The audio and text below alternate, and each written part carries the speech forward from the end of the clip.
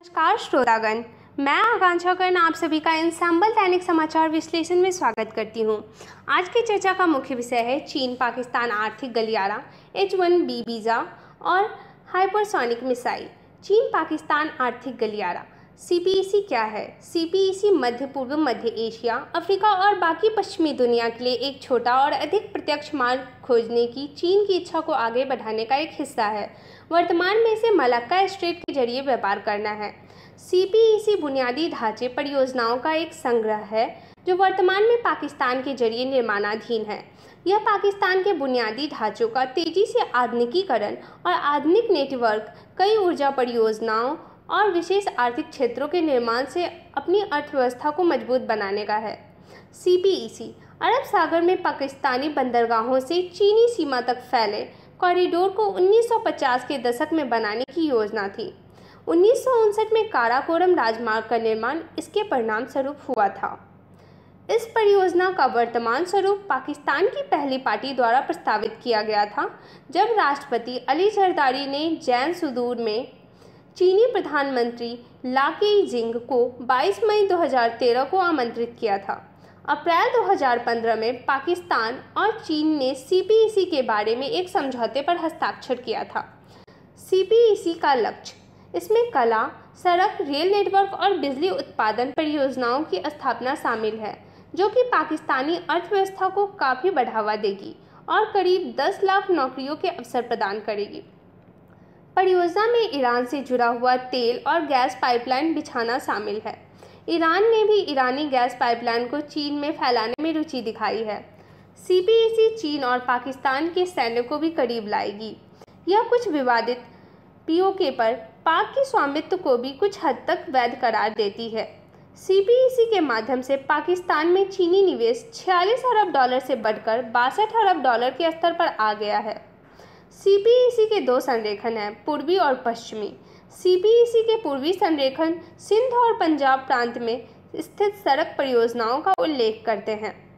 पश्चिमी संरेखन का लक्ष्य बलूचिस्तान, खमेर पख्तूनख्वा और पंजाब प्रांत में सड़क नेटवर्क का विकास करना है।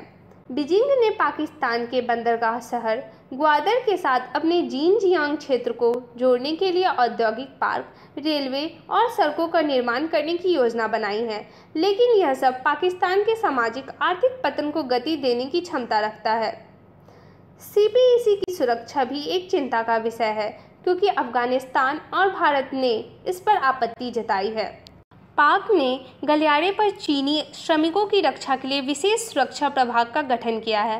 भारत और CPEC, भारत और चीन दोनों के बीच सीमा विवादों में गंभीरता है। भारत की मुख्य चिंता यह है कि CPEC विवादित गिलगिट बलूचिस्तान क्षेत्र से होकर गुजरता है, जो भारत के लिए सामरिक दृष्टिकोण से महत्वपूर्ण है। चीनी खुफिया एजेंसियों ने कथित तौर पर पाकिस्तानी अधिकारियों के साथ CPEC को नष्ट करने के लिए भारत के शोध और विश्लेषण शाखा के कथित प्रयासों के बारे में जानकारी साझा की है। हमारी चर्चा का दूसरा विषय है H-1B वीज़ा।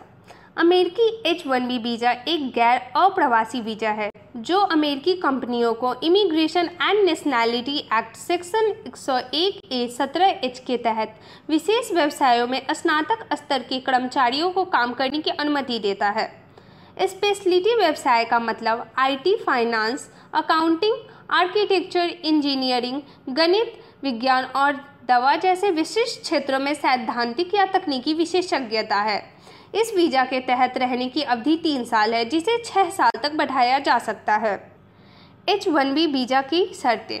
अगर H-1B वीज़ा को किसी स्थिति में एक विदेशी कार्यकर्ता अपने प्रायोजक नियोक्ता को छोड़ने के लिए मजबूर करता है, तो वह स्थिति में बदलाव के लिए आवेदन कर सकता है या किसी अन्य नियोक्ता को ढूंढ सकता है, या तो उसे अमेरिका छोड़ना होगा। संयुक्त राज्य नागरिकता और अप्रवासन सेवा 60 दिनों तक अनुग्रह अवधि देती है, लेकिन अगर व्यक्ति ने ग्रीन कार्ड के लिए आवेदन किया है तो उसे अधिक दिनों तक रहने की अनुमति है।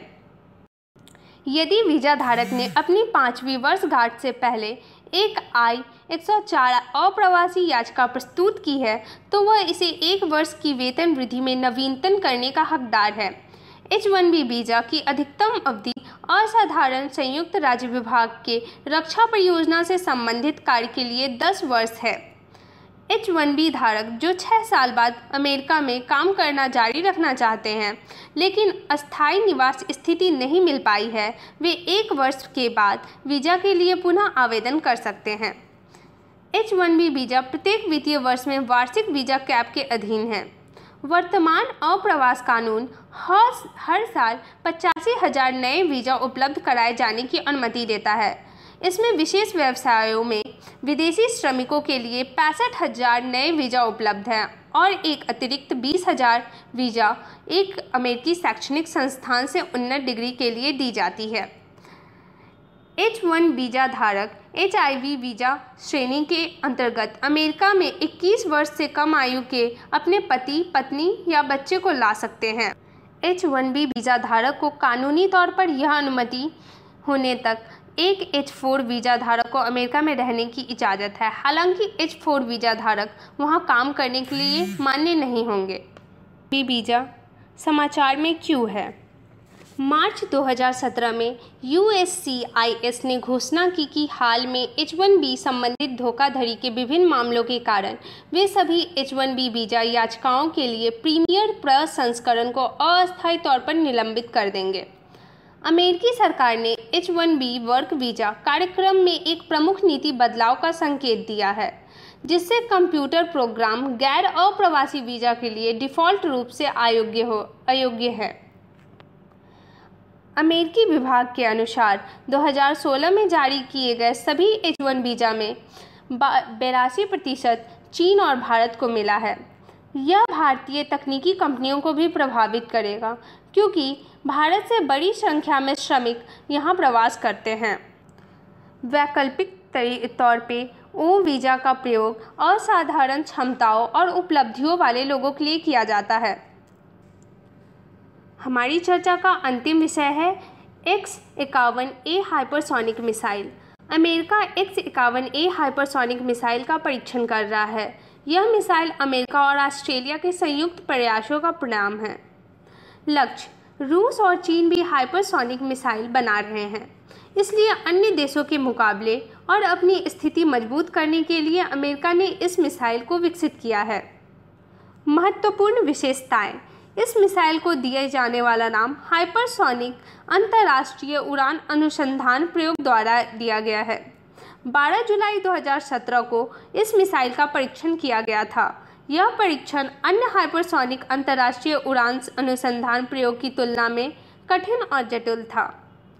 इस मिसाइल को बनाने में लागत $54 मिलियन थी।